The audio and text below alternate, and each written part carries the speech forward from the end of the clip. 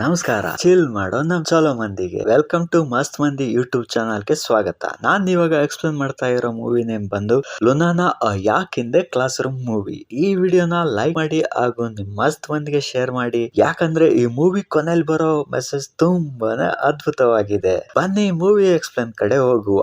ಈ ಮೂವಿ ಒಂದು ಭೂತಾನಲ್ಲಿ ನಡೆಯೋ ಸ್ಟೋರಿ ಆಗಿದೆ. ನಮ್ಮ ಹೀರೋ ನೇಮ್ ಬಂದ್ಬಿಟ್ಟು ಉಗೇನ್ ದಾರೋಜಿ ಅಂತ. ಅವನು ಅವನ ಅಜ್ಜಿ ಜೊತೆ ವಾಸವಾಗಿರ್ತಾನೆ. ಇವತ್ತು ಅವನ ಶಾಲೆ ಕಾರ್ಯದರ್ಶಿ ಜೊತೆ ಮೀಟಿಂಗ್ ಇರುತ್ತೆ. ಅದಕ್ಕೆ ನಮ್ಮ ಹೀರೋ ಏನ್ ಮಾಡ್ತಾ ಇರ್ತಾನೆ, ಬೇಗ ರೆಡಿ ಆಗ್ತಾ ಇರ್ತಾನೆ. ಆಗ ಅವನ ಅಜ್ಜಿ ಕೈಗೆ ಒಂದು ಆಸ್ಟ್ರೇಲಿಯಾ ಕಂಟ್ರಿ ಬಗ್ಗೆ ಪರಿಚಯ ಸಿಗುತ್ತೆ. ಉಗೇನ್ ಗೌರ್ಮೆಂಟ್ ಜಾಬ್ 4 ವರ್ಷ ಕಂಪ್ಲೀಟ್ ಆಗಿರುತ್ತೆ. ಇನ್ನೂ 1 ವರ್ಷ ಬಾಕಿ ಇರುತ್ತೆ ಕಾಂಟ್ರಾಕ್ಟ್ ಮುಗಿಯೋಕೆ. ಆದ್ರೆ ಉಗೇನ್ಗೆ ಟೀಚರ್ ಕೆಲಸ ಮಾಡೋಕೆ ಇಂಟ್ರೆಸ್ಟೇ ಇರಲ್ಲ. ಸಿಂಗರ್ ಆಗ್ಬೇಕು, ಆಸ್ಟ್ರೇಲಿಯಾ ಹೋಗ್ಬೇಕು ಅನ್ನೋದೇ ಅವನ ಆಸೆ ಆಗಿರುತ್ತೆ. ಮೀಟಿಂಗ್ ಅಲ್ಲಿ ಕಾರ್ಯದರ್ಶಿ ಹೇಳ್ತಾರೆ, ನೀನು ಲುನಾನ್ಗೆ ಹೋಗ್ಬೇಕು ಅಂತ. ಉಗೇನ್, ಲುನಾನಾ ಇಲ್ಲಿಂದ ಬಹಳ ದೂರ ಇದೆ ಅಲ್ಲ ಅಂತ. ಕಾರ್ಯದರ್ಶಿ ಹೇಳ್ತಾರೆ, ನೀನೇನಲ್ಲಿ ಜಾಸ್ತಿ ಏನು ಇರ್ಬೇಕಾಗಿಲ್ಲ. ವಿಂಟರ್ ಸೀಸನ್ ಬಂದ್ರೆ ಶಾಲೆ ಕ್ಲೋಸ್ ಆಗುತ್ತೆ, ಯಾಕಂತಂದ್ರೆ ಸ್ನೋ ಬೀಳುತ್ತಲ್ಲ ಅದಕ್ಕೆ. ಸಂಜೆ ಹೊತ್ತು ಉಗೇನ್ ಮತ್ತೆ ಅವನ ಫ್ರೆಂಡ್ಸ್ ಕ್ಲಬ್ ಅಲ್ಲಿ ಕುಂತ್ಕೊಂಡು ಎಣ್ಣೆ ಪಾರ್ಟಿನ ಮಾಡ್ತಾ ಇರ್ತಾರೆ. ಉಗೇನ್ ಅವನ ಫ್ರೆಂಡ್ಸ್ ಗೆ ಹೇಳ್ತಾನೆ, ಲುನಾನ್ಗೆ ಹೋಗ್ಬೇಕು ಅಂತಂದ್ರೆ 8 ದಿನಗಳ ಕಾಲ ಕಾಲ್ನಡಿಗೆಲೆ ಹೋಗ್ಬೇಕಾಗುತ್ತೆ. ಮತ್ತೆ ಲುನಾನ್ ನಲ್ಲಿ ಎಲೆಕ್ಟ್ರಿಕಲ್ ಸಪ್ಲೈ ಕೂಡ ಇಲ್ಲ. ಅವನ ಫ್ರೆಂಡ್ಸ್ ಕೇಳ್ತಾನೆ, ಯಾಕೆ ನೀನು ಆಸ್ಟ್ರೇಲಿಯಾ ಹೋಗ್ಬೇಕು ಅಂತಿದೀಯಾ? ಇಂತ ರೆಸ್ಪೆಕ್ಟಬಲ್ ಜಾಬ್ ಬಿಟ್ಟು ಮತ್ತೆ ನಿಮ್ಮ ಅಜ್ಜಿ ಕತೆ ಹೇಗೆ? ಅವ್ರನ್ನ ಒಂಟಿಯಾಗಿ ಇಲ್ಲೇ ಬಿಟ್ಟು ಹೋಗ್ತೀಯಾ ಅಂತ. ಆಗ ಉಗೇನ್ ಹೇಳ್ತಾನೆ, ನಿಮ್ಮೆಲ್ಲರಿಗೂ ಗೊತ್ತಿರೋ ಹಾಗೆ ನಾನು ಆಸ್ಟ್ರೇಲಿಯಾ ಹೋಗ್ಬೇಕು, ಸಿಂಗರ್ ಆಗ್ಬೇಕು ಅನ್ನೋದೇ ನನ್ನ ದೊಡ್ಡ ಆಸೆ ಆಗಿದೆ. ಆದ್ರೆ ಇನ್ನು ನಮ್ಮ ಅಜ್ಜಿ ಏನು ವರಿ ಮಾಡೋದ್ ಬೇಕಾಗಿಲ್ಲ, ಹೇಗೋ ನಡೆಯುತ್ತೆ. ಅಷ್ಟ್ರಲ್ಲಿ ಮೈಕ್ ಅಲ್ಲಿ ಅನೌನ್ಸ್ಮೆಂಟ್ ಆಗುತ್ತೆ, ಏ ಉಗೇನ್ ಎಲ್ಲಿದೀಯಾ, ಬಂದ್ ಹಾಡ್ ಹೇಳು. ಹಾಗೆ ನಮ್ಮ ಹೀರೋನು ಕೂಡ ಸ್ಟೇಜ್ ಮೇಲೆ ಹತ್ಬಿಟ್ಟು ಹಾಡ್ನ ಹೇಳ್ತಾನೆ. ಅಲ್ಲಿರೋ ಎಲ್ರು ಕೂಡ ಆನಂದ ಪಡ್ತಾರೆ. ಉಗೇನ್ ಅವನ ಫ್ರೆಂಡ್ ನ ಕರ್ಕೊಂಡು ಅವನ ಮನೆಗೆ ಬರ್ತಾನೆ. ಅವ್ರ ಅಜ್ಜಿ ಕೇಳ್ತಾರೆ, ಏನಪ್ಪಾ ಏನಾಯ್ತು ಇವತ್ ಮೀಟಿಂಗು? ಆಗ ಉಗೇನ್ ಹೇಳ್ತಾನೆ, ಲುನಾನ್ಗೆ ಹೋಗ್ಬೇಕು ಅಂತ ಹೇಳಿದ್ದಾರೆ. ಆಗ ಅವ್ರ ಅಜ್ಜಿ ಹೇಳ್ತಾರೆ, ಸರಿ ಹೋಗಪ್ಪ. ಉಗೇನ್ ವಾಟರ್ ಪ್ರೂಫ್ ಶೂ ನ ಶಾಪಿಂಗ್ ಮಾಡಿ ಲುನಾನ್ ಹೋಗೋಕೆ ಅಂತ ರೆಡಿ. ಅವನ ಲುನಾನ್ಗೆ ಕಳಿಸ್ಕೊಡೋಕೆ ಅವನ ಫ್ರೆಂಡ್ಸ್ ಮತ್ತೆ ಅವನ ಅಜ್ಜಿ ಕೂಡ ಬಂದಿರ್ತಾರೆ. ಪ್ರಯಾಣ ಮಾಡಿದ ನಂತರ ಉಗೇನ್ ಗಾಜಾನ ತಲುಪ್ತಾನೆ. ಆಗ ಒಬ್ಬ ವ್ಯಕ್ತಿ ಬಂದು ಕೇಳ್ತಾರೆ, ನಿಮ್ಮ ಹೆಸರು ಉಗೇನಾ? ಆಗ ಇವರು ಹೌದು ಅಂತ ಹೇಳ್ತಾರೆ. ಆಗ ಆ ವ್ಯಕ್ತಿ ಹೇಳ್ತಾರೆ, ನನ್ನ ಹೆಸರು ಮಿಷನ್ ಅಂತ, ನಾನು ಲುನಾನಾ ಇಂದ ಬಂದಿದ್ದೇನೆ. ನಮ್ಮ ಹಳ್ಳಿ ಮುಖ್ಯಸ್ಥರು ನನ್ನನ್ನ ಇಲ್ಲಿಗೆ ಕಳಿಸಿದ್ದಾರೆ ನಿಮ್ಮನ್ನ ಕರ್ಕೊಂಡ್ ಬರೋಕೆ. ಉಗೇನ್ ಕೇಳ್ತಾನೆ, ನಿಮ್ಮ ಊರಿನ ಜನಕ್ಕೆ ಗೊತ್ತಾ ನಾನ್ ಬರೋದು? ಮಿಷನ್ ಹೇಳ್ತಾನೆ, ನಮ್ಮ ಊರಿನ ಜನ ನಿಮ್ಮನ್ನ ರಿಸೀವ್ ಮಾಡೋಕೆ ಅಂತ ಬಹಳ ಉತ್ಸುಕರಾಗಿದ್ದಾರೆ ಅಂತ ಹೇಳ್ತಾರೆ. ನೈಟ್ ಆದ್ರಿಂದ ಗಾಸಾದಲ್ಲಿ ಇದ್ದು ಡಿನ್ನರ್ ಮುಗಿಸಿ ಆ ಒಂದು ರಾತ್ರಿನ ಅಲ್ಲೇ ಕಳೀತಾರೆ. ಬೆಳಿಗ್ಗೆ ಅವರ 8 ದಿನದ ಕಾಲ್ನಡಿಗೆಯನ್ನ ಸಾಗಿಸ್ತಾರೆ. ಇನ್ನು ಅವ್ರ 8 ದಿನದ ಪ್ರಯಾಣ ಹೇಗಿರುತ್ತೆ ಅಂತಂದ್ರೆ, ನದಿನ ದಾಟಬೇಕಾಗಿರುತ್ತೆ, ಬೆಟ್ಟನ ಹತ್ತಬೇಕು. ಇನ್ನು ದಾರಿಲಿ ಕೆಲವೊಂದ್ ಕಡೆ ಕೆಸರು ಇರುತ್ತೆ, ಕೆಸರನ್ನೆಲ್ಲ ದಾಟ್ಕೊಂಡು ಹೋಗ್ಬೇಕಾಗುತ್ತೆ. ಅವ್ರು ಏನ್ ಮಾಡ್ತಾರೆ ಅಂತಂದ್ರೆ, ಬೆಳಿಗ್ಗೆ ನಡೆಯೋಕೆ ಸ್ಟಾರ್ಟ್ ಮಾಡ್ತಾರೆ, ಮತ್ತೆ ನೈಟ್ ಸ್ಟೇ ಆಗ್ಬಿಟ್ಟು ಅಲ್ಲೇ ಮಲ್ಕೊಂತಾರೆ. ಇನ್ನೇನು ಲುನಾನ್ ತಲುಪಬೇಕು ಸ್ವಲ್ಪ ದೂರದಲ್ಲಿ ಇರ್ತಾರೆ. ಅಲ್ಲಿ ಮಿಷನ್ ಮತ್ತೆ ಅವನ ಊರಿನ ಇನ್ನೊಬ್ಬ ವ್ಯಕ್ತಿ ಹಾಲ್ ಹಾಕ್ಬಿಟ್ಟು ಪೂಜೆಯನ್ನ ಸಲ್ಲಿಸ್ತಾ ಇರ್ತಾರೆ. ಆಗ ಉಗೇನ್ ಬಂದ್ ಕೇಳ್ತಾನೆ ಮಿಷನ್ಗೆ, ಏನ್ ಮಾಡ್ತಾ ಇದ್ದೀರಾ ನೀವೆಲ್ಲ? ಆಗ ಮಿಷನ್ ಹೇಳ್ತಾನೆ, ನಾವು ನಮ್ಮ ಹಳ್ಳಿ ತಲುಪೋ ಸ್ವಲ್ಪ ಹಿಂದೆ ಇದ್ದೇವೆ, ಸೊ ಅದಕ್ಕೆ ಇಲ್ಲಿ ನಾವು ಗೌರವನ್ನ ಸಲ್ಲಿಸ್ತಿದ್ದೇವೆ, ಯಾಕಂದ್ರೆ ಸೇಫ್ ಆಗಿ ಜರ್ನಿ ಮಾಡಿದ್ದೇವೆ. ಮಿಷನ್ ಉಗೇನ್ಗೆ ಹೇಳ್ತಾನೆ, ಇಲ್ಲಿ ಒಂದು ಕಲ್ಲನ್ನ ಇಡೋಕೆ. ಉಗೇನ್ ಕೇಳ್ತಾನೆ, ಯಾಕೆ ಇಲ್ಲಿ? ಮಿಷನ್ ಹೇಳ್ತಾನೆ, ಈ ದಾರಿಯಿಂದ ನಾವು ಹಾದೋಗಿದ್ದೇವೆ, ನಾವು ಈ ಸೇಫ್ ಜರ್ನಿನ ಮುಗಿಸಿದ್ದೇವೆ, ಆ ಒಂದು ಸಿಂಬಲ್ ಆಗಿ ಈ ಸ್ಟೋನ್ ನ ಇಲ್ಲಿ ಇಡಬೇಕು ಅಂತ ಮಿಷನ್ ಹೇಳ್ತಾನೆ. ಆದ್ರೆ ಉಗೇನ್ ಅವನ ಮಾತು ಕೇಳದೆ ಆಗ ಹೋಗ್ಬಿಡ್ತಾರೆ. ಊರಿನ ಮುಖ್ಯಸ್ಥರಾದ ಆಶಾ ನ ಮಿಷನ್ ಅವರು ಪರಿಚಯ ಮಾಡಿಕೊಡ್ತಾರೆ. ಊರಿನ ಮುಖ್ಯಸ್ಥರು ಹೇಳ್ತಾರೆ, ನಮ್ ಎಲ್ಲಾ ಊರಿನ ಜನರ ಪರವಾಗಿ ನಾನ್ ನಿಮ್ಗೆ ಲುನಾನಾಗೆ ವೆಲ್ಕಮ್ ನ ಮಾಡ್ಕೊಳ್ತಾ ಇದ್ದೇನೆ. ಆಮೇಲೆ ಅವರು ಕುಡಿಯೋದಕ್ಕೆ ಟೀನ ಆಫರ್ ಮಾಡ್ತಾರೆ. ಆ ಟೈಮಲ್ಲಿ ಹೇಳ್ತಾರೆ, ನೀವು ನಮ್ಮ ಊರಿನ ಶಿಕ್ಷಕ, ನಮ್ಮ ಮಕ್ಕಳಿಗೆ ಕೇವಲ ಯಾಪ್ನ ಸಗಣಿ ಕಲೆಕ್ಟ್ ಮಾಡೋದಕ್ಕಿಂತ ಹೆಚ್ಚಾಗಿ ನೀವು ಅವ್ರಿಗೆ ಶಿಕ್ಷಣವನ್ನು ನೀಡ್ತೀರ ಅಂತ ನಾವು ಅನ್ಕೊಂಡಿದ್ದೇವೆ. ಲುನಾನ್ ಊರಿನ ಜನ ಮತ್ತೆ ಉಗೇನ್ ಲುನಾನ್ ಸ್ಕೂಲ್ಗೆ ಬರ್ತಾರೆ. ಅಲ್ಲಿ ಒಂದೇ ಒಂದು ಕ್ಲಾಸ್ ರೂಮ್ ಇರುತ್ತೆ, ಮತ್ತೆ 3 ಬೆಂಚ್ ಇರುತ್ತೆ.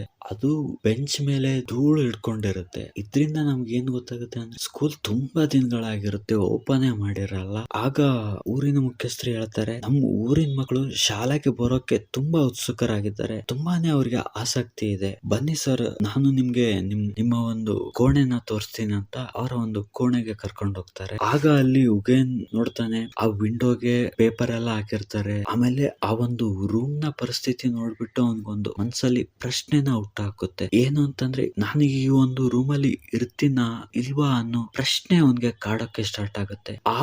ಆ ಒಂದು ಸಿಚುವೇಶನ್ ಅಲ್ಲಿ ಅವನು ಹೇಳ್ತಾನೆ, ನನ್ಗೆ ಇಲ್ಲಿ ಇರಕ್ಕೆ ಆಗಲ್ಲ, ಆಗ್ತೀನೋ ಇಲ್ವೋ ನನ್ಗೆ ಗೊತ್ತಾಗ್ತಾ ಇಲ್ಲ. ಮತ್ತೆ ಇನ್ನು ನನ್ ಟೀಚರೇ ಆಗೋದೇ ಬೇಕಾಗಿಲ್ಲ. ಆಗ ಊರಿನ ಮುಖ್ಯಸ್ಥರು ಹೇಳ್ತಾರೆ, ಆಯ್ತು ಸರ್, ಸ್ವಲ್ಪ ದಿನ ರೆಸ್ಟ್ ಮಾಡಿ. ಯಾಕಂತಂದ್ರೆ ಇಷ್ಟು ದಿನ ನಡ್ಕೊಂಡ್ ಬಂದಿರತಕ್ಕಂತ ನಮ್ ಕತೆಗಳಿಗೆ ದಣಿವಾಗಿರುತ್ತೆ. ಆ ಕತೆಗಳು ವಿಶ್ರಾಂತಿ ಪಡೆದ ನಂತರ ನಾನು ಹೋಗುವ ತಯಾರಿಯನ್ನ ಮಾಡ್ತೇನೆ. ಆಯ್ತಾ ಆಗುತ್ತೆ. ಉಗೇನ್ ಅದೇ ರೂಮ್ ಅಲ್ಲಿ ಮಲ್ಕೊಂತಾರೆ. ಬೆಳಿಗ್ಗೆ ಯಾರೋ ಡೋರ್ ಬಡಿತಾ ಇರ್ತಾರೆ. ಎಚ್ಚರಗೊಂಡ ಉಗೇನ್ ಡೋರ್ ಓಪನ್ ಮಾಡಿದಾಗ ಪುಟ್ಟ ಹುಡುಗಿ, ಗುಡ್ ಮಾರ್ನಿಂಗ್ ಸರ್, ನಾನು FEMA Jama, class captain. Class ಬೆಳಗ್ಗೆ 8:30ಕ್ಕೆ ಸ್ಟಾರ್ಟ್ ಆಗೋದು ಮತ್ತೆ 3 ಗಂಟೆಗೆ ಮುಗಿಯೋದು. ಉಗೇನ್ ಕೇಳ್ತಾರೆ, ಅದಕ್ಕೇನೀಗ? ಪುಟ್ಟ ಹುಡುಗಿ ಹೇಳುತ್ತೆ, ಸರ್ ಇವಾಗ 9 ಗಂಟೆ ಆಗಿದೆ. ಓ ಹೌದಲ್ವಾ, ನೀನು ಹೋಗಿರು, ನಾನು ರೆಡಿ ಆಗಿ ಬರ್ತೇನೆ ಅಂತ ಇವರು ಉಗೇನ್ ಹೇಳ್ತಾರೆ. ಕ್ಲಾಸ್ ರೂಮಿಗೆ ಬಂದ ಟೀಚರ್ ತಮ್ಮನ್ನ ಪರಿಚಯ ಮಾಡ್ಕೊಂತಾರೆ. ಮತ್ತೆ ಇವತ್ತು ಮೊದಲ ದಿನ ಆಗಿರೋದ್ರಿಂದ ಎಲ್ರಿಗೂ ಕೇಳ್ತಾರೆ, ನಿಮ್ ಹೆಸರು ಹೇಳಿ, ಆಮೇಲೆ ನೀವು ಮುಂದೆ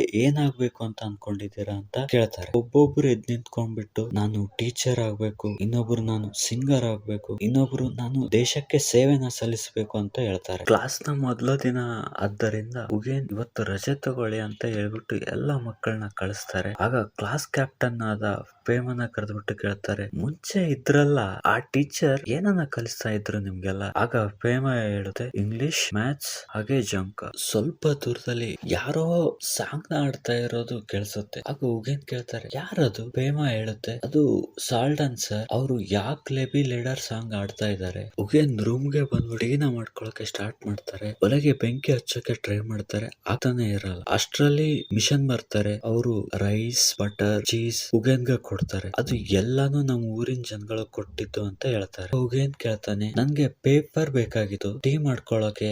ಆಗ ಮಿಷನ್ ಹೇಳ್ತಾರೆ, ಪೇಪರ್ ಇಲ್ಲೆಲ್ಲ ಸಿಗಲ್ಲ ಸರ್, ಯಾಕೆ ಸಗಣಿನ ಒಣಗಿಸ್ಬಿಟ್ಟು ಅದನ್ನ ಇಲ್ಲಿ ಯೂಸ್ ಮಾಡೋದು, ಬನ್ನಿ ಸರ್ ನನ್ ಜೊತೆ ಅಂತ ಮಿಷನ್ ಹೇಳ್ಬಿಟ್ಟು ಉಗೇನ ಕರ್ಕೊಂಡು ದಾರಿಲಿ ಹೋಗ್ತಾ ಇರ್ಬೇಕಾದ್ರೆ ಒಬ್ರು ಅಜ್ಜಿ ಮತ್ತೆ ಮೊಮ್ಮಗಳು ಆಗ ಅಜ್ಜಿ ಹೇಳುದು, ಸರ್ ನಾನು ಬೇರೆ ಹಳ್ಳಿಯಿಂದ ಬಂದಿದ್ದೇನೆ. ಯಾಕಂತಂದ್ರೆ ನಮ್ಮ ಹಳ್ಳಿಲಿ ಶಾಲೆನೇ ಇಲ್ಲ. ಇಲ್ಲಿ ಹೊಸ ಟೀಚರ್ ಬಂದಿದ್ದಾರೆ ಅಂತ ಗೊತ್ತಾಯ್ತು. ಅದಕ್ಕೋಸ್ಕರ ನನ್ ಮೊಮ್ಮಗಳನ್ನ ಓದಿಸ್ಬೇಕು ಅಂತ ನಾನು ಇಲ್ಲೇ ಮನೇನ ಮಾಡ್ಕೊಂಡಿದ್ದೀನಿ ಅಂತ ಆ ಅಜ್ಜಿ ಹೇಳುದು. ಮಿಷನ್ ತನ್ನ ಮನೆಗೆ ಉಗೇನ ಕರ್ಕೊಂಡ್ ಬಂದು ತನ್ನ ಹೆಂಡತಿನ ಪರಿಚಯ ಮಾಡಿ ಒಣಗಿರೋ ಯಾಕೆ ಸಗಣಿನ ಕೊಟ್ಟು, ಬನ್ನಿ ಸರ್ ನಾನ್ ಹೇಳ್ಕೊಡ್ತೇನೆ ಹೇಗ್ ಬೆಂಕಿ ಮಾಡೋದು ಅಂತ. ಆ ಒಂದು ಸಮಯದಲ್ಲಿ ಉಗೇನ್ ಕೇಳ್ತಾನೆ, ಯಾಕೆ ಇಲ್ಲಿನ ಜನಗಳು ನನ್ಗೆ ಎಷ್ಟೊಂದು ರೆಸ್ಪೆಕ್ಟ್ ಕೊಡೋದು? ಆಗ ಮಿಷನ್ ಹೇಳ್ತಾರೆ, ನೀವು ಒಬ್ಬ ಟೀಚರ್, ನಮ್ಮ ಮಕ್ಕಳ ಮುಂದಿನ ಭವಿಷ್ಯ ನಿಮ್ಮ ಕೈಯಲ್ಲೇ. ಆಗ ಉಗೇನ್ ತನ್ನ ರೂಮ್ಗೆ ಬಂದ್ಬಿಟ್ಟು ಹಳೆ ಟೀಚರ್ ಬಿಟ್ಟೋಗಿರೋ ಪೆಟ್ಟಿಗೆನ ಓಪನ್ ಮಾಡ್ತಾರೆ. ಅವ್ರಿಗೆ ಬುಕ್ಸ್, ಭೂತನ್ನ ಫ್ಲಾಗ್, ಪೆನ್ಸಿಲ್ ಸಿಗುತ್ತೆ. ನೆಕ್ಸ್ಟ್ ಡೇ ಉಗೇನ್ ಕರೆಕ್ಟ್ ಟೈಮ್ಗೆ ರೆಡಿ ಆಗ್ಬಿಟ್ಟು ಎಲ್ಲಾ ಮಕ್ಕಳಿಗೆ ರಾಷ್ಟ್ರಗೀತೆಯನ್ನ ಆಡಿಸ್ತಾರೆ. ಕ್ಲಾಸ್ ರೂಮ್ಗೆ ಬಂದು ಕ್ಲಾಸ್ ಕ್ಯಾಪ್ಟನ್ಗೆ ಹೇಳ್ತಾರೆ, ಈ ಪೇಪರ್ ಪೆನ್ಸಿಲ್ ನ ಎಲ್ಲರಿಗೂ ಹಂಚು ಅಂತ. ಆಗ ಅಲ್ಲೊಂದು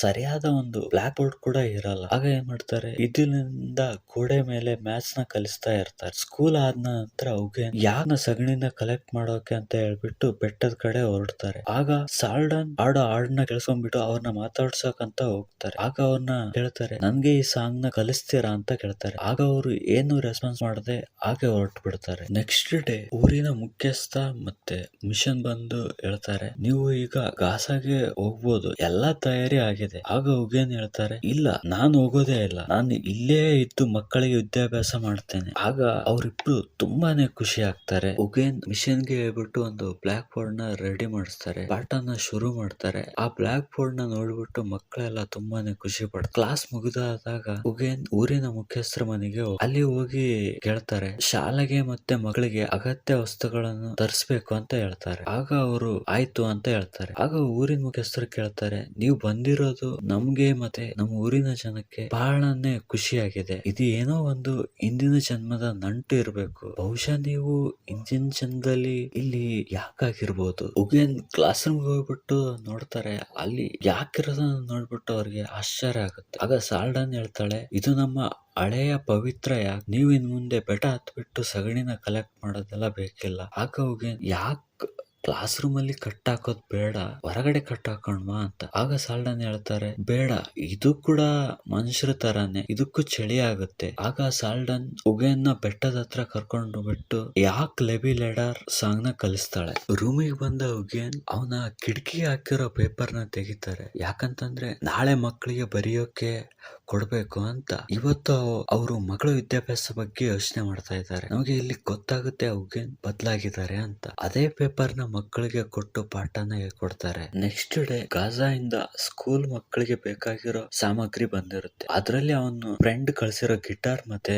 ಒಂದ್ ಲೆಟರ್ ಇರುತ್ತೆ. ಆ ಲೆಟರ್ ಅಲ್ಲಿ ಆಸ್ಟ್ರೇಲಿಯಾ ವೀಸಾ ಬಗ್ಗೆ ಬರ್ದಿರುತ್ತೆ. ಎಲ್ಲ ಸಾಮಗ್ರಿನ ತೆಗೆದುಕೊಂಡು ಸ್ಕೂಲ್ ಕಡೆ ನಡೀತಾರೆ. ಆಗ ಮಿಷನ್ ಹೇಳ್ತಾರೆ, ಫಸಲ್ ಬಂದಿದೆ, ಚಳಿಗಾಲಕ್ಕೆ ಎಲ್ಲ ರೆಡಿ ಮಾಡ್ಕೋಬೇಕು. ಶಾಲೆಗೆ ಬಂದು ಮಕ್ಕಳಿಗೆ ಎಲ್ಲಾ ಸಾಮಗ್ರಿನೂ ತೋರಿಸ್ತಾರೆ. ಮತ್ತೆ ಮಕ್ಕಳಿಗೆ ಬ್ರಷ್ ಪೇಸ್ಟ್ ಕೊಟ್ಬಿಟ್ಟು ಹೇಗೆ ಹಲ್ಲು ಉಜ್ಬೇಕು ಅನ್ನೋದನ್ನ ಹೇಳ್ಕೊಡ್ತಾರೆ. ಮಕ್ಕಳ ಜೊತೆ ಆಟ ಆಡ್ತಾರೆ, ಸಾಂಗ್ ಹೇಳ್ತಾರೆ. ಮಕ್ಕಳೆಲ್ಲ ತುಂಬಾನೇ ಖುಷಿಯಾಗಿರ್ತಾರೆ. ಹೀಗೆ ಸಾಗುತ್ತೆ. ತುಂಬಾ ದಿನಗಳು ಕಳೀತವೆ. ಚಳಿಗಾಲ ಶುರು ಆಗುತ್ತೆ. ಊರಿನ ಮುಖ್ಯಸ್ಥ ಆಶೆ ಬಂದ್ಬಿಟ್ಟು ಹೇಳ್ತಾರೆ, ಇನ್ನೇನು ಚಳಿಗಾಲ ಸ್ಟಾರ್ಟ್ ಆಯ್ತು, ನೀವು ನಾಳಿದ್ದೇ ಹೊರಡ್ಬೇಕಾಗುತ್ತೆ. ಯಾಕಂತಂದ್ರೆ ಸ್ನೋ ಎಲ್ಲಾನು ಕವರ್ ಮಾಡುತ್ತೆ. ನೀವು ಓಡೋದಕ್ಕೆ ಪ್ರಾರಂಭ ಮಾಡಿಲ್ಲ ಅಂತಂದ್ರೆ ಚಳಿಗಾಲ ಮುಗಿಯೋವರೆಗೂ ನೀವು ಇಲ್ಲಿನೇ ಉಳ್ಕೋಬೇಕಾಗುತ್ತೆ. ಆಗ ಉಗೇನ್ ಮನ್ಸಲ್ಲೇ ಅನ್ಕೊಳ್ತಾರೆ, ಅವ್ರಿನ್ನು ಕಲಿಸೋದೇ ಮುಗಿದು ಇರೋದಿಲ್ಲ. ನೀವು ಮಕ್ಕಳಿಗೆ ಬಹಳನೇ ಇಷ್ಟ ಆಗಿದ್ದೀರಾ, ನೆಕ್ಸ್ಟ್ ಇಯರ್ ಇಲ್ಲಿಗೆ ಬನ್ನಿ. ಆಗ ಉಗೇನ್ ಹೇಳ್ತಾರೆ, ನಾನ್ ದೇಶನೇ ಬಿಟ್ಟು ಹೋಗ್ತಾ ಇದ್ದೀನಿ. ಮುಖ್ಯಸ್ಥರು ಹೇಳ್ತಾರೆ, ನಮ್ ದೇಶನ ಬಹಳ ಖುಷಿಯಿಂದ ಇರೋ ದೇಶ ಅಂತ ಹೇಳ್ತಾರೆ. ಆದ್ರೆ ಈಗಿನ ಯುವ ಪೀಳಿಗೆ ಖುಷಿನ ಹುಡ್ಕೊಂಡು ಬೇರೆ ದೇಶಕ್ಕೆ ಹೋಗ್ತಾರೆ ಅಂತ ಹೇಳ್ಬಿಟ್ಟು ಬಹಳ ದುಃಖದ ಮನಸ್ಸಿನಿಂದ ಹೊರಡ್ತಾರೆ. ಸಂಜೆ ಹೊತ್ತು ಸಾಲ್ಡನ್ ಸ್ಕೂಲ್ ಹತ್ರ ಬಂದು ಉಗೇನ್ಗೆ ಕೇಳ್ತಾರೆ, ನೀವು ಮತ್ತೆ ಇಲ್ಲಿಗೆ ಬರಲ್ವಾ? ಆಗ ಉಗೇನ್, ಇಲ್ಲ, ನನ್ ಜಾಗದಲ್ಲಿ ಬೇರೆ ಟೀಚರ್ ಬರ್ತಾರೆ. ಸಾಲ್ಡನ್, ಯಾರು ಬರಲ್ಲ, ನೀವು ಎಷ್ಟು ಒಳ್ಳೆ ಟೀಚರ್ ಅಂದ್ರೆ ಇಲ್ಲಿನ ಮಕ್ಕಳಿಗೆ ಗೊತ್ತು, ಅವ್ರು ನಿಮ್ಮನ್ನ ಬಹಳ ಇಷ್ಟ ಪಡ್ತಾರೆ. ಉಗೇನ್ ಗಾಜಾಗ್ ಹೋಗುವ ಹಿಂದಿನ ದಿನ ಬ್ಲಾಕ್ ಬೋರ್ಡ್ ನ ಅಳಿಸಿ, ಕಿಟಕಿನ ಮುಚ್ಚಿ, ಬೆಂಚ್ ನ ಉಲ್ಟಾ ಇಟ್ಟು ಎಲ್ಲಾ ಸಾಮಗ್ರಿನ ಬಾಕ್ಸ್ ಅಲ್ಲಿ ಕ್ಲೋಸ್ ಮಾಡ್ತಾರೆ. ಗೊತ್ತಿಲ್ಲ ಮತ್ತೆ ಇವೆಲ್ಲ ಯಾವಾಗ ಓಪನ್ ಆಗುತ್ತೆ, ಮತ್ತೆ ಟೀಚರ್ ಯಾವಾಗ ಬರ್ತಾರೆ ಅನ್ನೋದು ಕೂಡ. ಉಗೇನ್ ಗಾಜಾ ಹೋಗೋಕೆ ರೆಡಿ ಆದ್ರು ಎಲ್ಲ ಊರಿನ ಜನಗಳು ಅವ್ರನ್ನ ಬೀಳ್ಕೊಡಕ್ಕೆ ಬರ್ತಾರೆ. ಭೀಮಾ ಎಲ್ಲ ಮಕ್ಕಳ ಪರವಾಗಿ ಸರ್ಗೆ ಪತ್ರ ಕೊಡ್ತಾಳೆ. ಸಾಲ್ಡನ್ ಬಂದು ಉಗೇನ್ಗೆ ಬಿಳಿ ಬಟ್ಟೆನ ಕೊಡ್ತಾಳೆ. ಆಗ ಉಗೇನ್ ಸಾಲ್ಡನ್ಗೆ ಧನ್ಯವಾದನ ಹೇಳ್ತಾನೆ. ಯಾಕಂತಂದ್ರೆ ಯಾಕ್ ಲೆಬಿ ಲೆಡರ್ ನ ಸಾಂಗ್ ಕಲಿಸಿಕೊಟ್ಟಿದ್ದಕ್ಕೆ. ಸ್ವಲ್ಪ ದೂರ ಹೋದಾಗ ಊರಿನ ಮುಖ್ಯಸ್ಥರು ಯಾಕ್ ಲೆಬಿ ಲೆಡರ್ ಸಾಂಗ್ ನ ಆಡ್ತಾರೆ. ಆಗ ಉಗೇನ್ ಕೇಳ್ತಾರೆ, ಅರೆ ಈ ಸಾಂಗ್ ಮುಖ್ಯಸ್ಥರಿಗೂ ಬರುತ್ತಾ ಆಡೋಕೆ? ಆಗ ಮಿಷನ್ ಈ ಸಾಂಗ್ ಬರ್ದಿರೋದೇ ಅವ್ರೆ, ಅವರ ಪ್ರೀತಿಯ ಯಾಕ್ ಸತ್ತಿರೋ ನೆನ್ಪಿಗೆ. ಯಾವಾಗ ಆ ಯಾಕ್ ವಾಪಸ್ ಬರುತ್ತೋ ಆಗ ನಾನು ಈ ಸಾಂಗ್ ನ ಆಡ್ತೇನೆ ಅಂತ ಹೇಳಿದ್ರು. ಇದನ್ನ ಕೇಳಿಸ್ಕೊಂಡ್ಬಿಟ್ಟು ಉಗೇನ್ಗೆ ಮಾತೇ ಬರಲ್ಲ. ಆಗ ಉಗೇನ್ಗೆ ನೆನಪಾಗುತ್ತೆ, ಮುಖ್ಯಸ್ಥರು ನನಗೆ ಹಿಂದಿನ ಜನ್ಮದಲ್ಲಿ ಯಾಕಾಗಿದ್ದೆ ಅಂತ ಹೇಳಿದ್ದು. ದಾರಿ ಉದ್ದಕ್ಕೂ ಮಕ್ಕಳು ಬರ್ದಿರೋ ಪತ್ರನ ಓದ್ತಾ ಹೋಗ್ತಾರೆ. ಬೆಟ್ಟದ ಹತ್ರ ನಿಂತ್ಕೊಂಡ್ಬಿಟ್ಟು ಪೂಜೆನ ಸಲ್ಲಿಸ್ತಾರೆ. ಮುಂಚೆ ಇರೋ ಉಗೇನ್ಗೂ ಇವಾಗ ಹೋಗ್ತಾ ಇರೋ ಉಗೇನ್ಗೂ ಬಹಳ ವ್ಯತ್ಯಾಸ ಇದೆ. ಕೆಲವು ದಿನಗಳ ನಂತರ ತೋರಿಸ್ತಾರೆ, ಆಸ್ಟ್ರೇಲಿಯಾದ ಒಂದ್ ಬಾರ್ ಅಲ್ಲಿ ಕುಂತ್ಕೊಂಡು ಇಂಗ್ಲಿಷ್ ಸಾಂಗ್ ನ ಆಡ್ತಾ ಇರ್ತಾನೆ. ಅಲ್ಲಿ ಇರೋ ಜನ ಪಾರ್ಟಿನ ಎಂಜಾಯ್ ಮಾಡ್ತಾ ತಮ್ಮ ಜನಗಳೊಂದಿಗೆ ಮಾತಾಡ್ತಾ ಇರ್ತಾರೆ. ಆಗ ಉಗೇನ್ಗೆ ಅನ್ಸುತ್ತೆ, ಇಲ್ಲಿ ನಾನೊಬ್ಬ ಯಾಕ್ ತರ, ನನ್ನ ಜಾಗ ಬೇರೆನೆ ಇದೆ ಅಂತ. ಆಗ ಉಗೇನ್ ಇಂಗ್ಲಿಷ್ ಸಾಂಗ್ ಬದಲು ಯಾಕ್ ಲೆಬಿ ಲೆಡರ್ ಸಾಂಗ್ ನ ಆಡ್ತಾನೆ. ಆಗ ಜನರೆಲ್ಲ ಹಿಂದೆ ತಿರುಗಿ ಅವನನ್ನ ನೋಡ್ತಾರೆ. ಅಲ್ಲಿರೋ ಜನರಿಗೂ ಯಾರಿಗೂ ಏನು ಆಗ್ಬೇಕಾಗಿಲ್ಲ ಆ ಸಾಂಗ್ ಇಂದ. ಈ ಮೂವಿಯಲ್ಲಿ ಉಗೇನ್ ಲುನಾನಾದಲ್ಲಿ ಇರ್ಬೇಕಾದ್ರೆ ಎಷ್ಟೊಂದು ರೆಸ್ಪೆಕ್ಟ್ ಸಿಗ್ತಾ ಇದೆ. ಆದ್ರೆ ಆಸ್ಟ್ರೇಲಿಯಾದಲ್ಲಿ ಯಾವುದೇ ರೆಸ್ಪೆಕ್ಟ್ ಅವನಿಗೆ ಸಿಗ್ತಾ ಇರ್ಲಿಲ್ಲ. ಮೆಸೇಜ್ ಏನು ಅಂತ ಎಲ್ರಿಗೂ ಗೊತ್ತಾಗಿದೆ ಅಂತ ಅನ್ಕೊಂತ ಇದ್ದೀನಿ. ನಮ್ಗೆ ಎಲ್ಲಿ ಗೌರವ ಸಿಗುತ್ತೋ ಅಲ್ಲಿ ನೀವು ವರ್ಕ್ ನ ಮಾಡಿ. ಹೀಗೆ ನನ್ನ ವಾಯ್ಸ್ ಇಂದ ನಿಮ್ಗೆ ನೆಕ್ಸ್ಟ್ ಯಾವ ಮೂವಿ ಬೇಕು ಅಂತ ಕಮೆಂಟ್ ಮಾಡಿ. ಧನ್ಯವಾದಗಳು.